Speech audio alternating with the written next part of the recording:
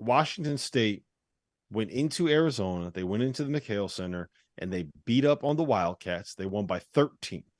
This is 2 days after Arizona struggled at home against Washington, and it is a week after they struggled at Arizona State. Heading into those 3 games, that 3-game stretch, Arizona led the nation in field goal shooting percentage. In those 3 games, they shot 38% at Arizona State. They shot 36% at home against Washington, and they shot 32% at home against Washington State. So, Laval, we've seen Tommy Lloyd over the last 2 years put together a team where he stepped in and he turned them from a team that struggled offensively to number 7 on KenPom last year. This year, they lost 3 pros, and they turned around, and he had them before tonight. They were number 1 in the country in adjusted offensive efficiency on KenPom. Is this just a fluke, or have teams kind of figured out what you have to do to slow down Arizona? Yeah, I think, as the season goes along, and we were just talking about this off air, once one team, does it, now there's a template. And then the question becomes, how far out of the realm of what you normally do is that template?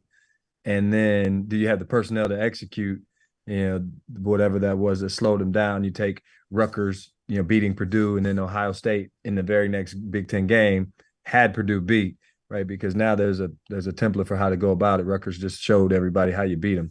So I think how do you slow Arizona down? People saw it. Now, can you replicate it? Washington's a unique deal because they play all zone. And this Washington State team's been right there, right? They were 1 point off of beating USC. They were right there with Utah. They've been knocking on the door to get a win like this. And then Washington and Arizona State kind of gave them a script to go in there and knock off Arizona. So I think Arizona's really talented offensively. They're not as good defensively. And so if you can stall out the offense, you got a chance.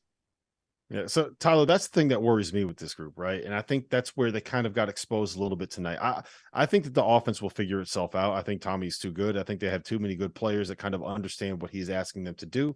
I think they kind of got exposed a little bit on the defensive end. They play 2 bigs. It's not often that you play 2 big guys together in 2023 at any level of basketball because of the issues defensively. Neither of those guys are great shooters either.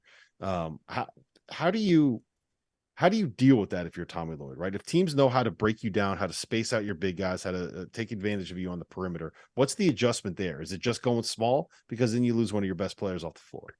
Well, you're talking to me. I'm all for playing big. I like 2 bigs. I forgot who I was talking to for a second. There's nothing wrong with just doing a little ground and pound. You have a mismatch on defense, but you also have a mismatch on offense. To me, you control. Hey, Tyler, you know who else plays 2 big? Xavier. They're one of the best offenses in the country too. Everybody's talking about all this 5-out stuff. And it's a great year for bigs in college basketball too. And to me, I go old school. I dominate the boards, ground and pound them down low, and you do what you do best. I mean, the 3-point shot. I mean, it's inconsistent. Some nights it'll work for you, some nights it won't. But if they're those 2 bigs are part of their best players, then you got to play them, in my opinion.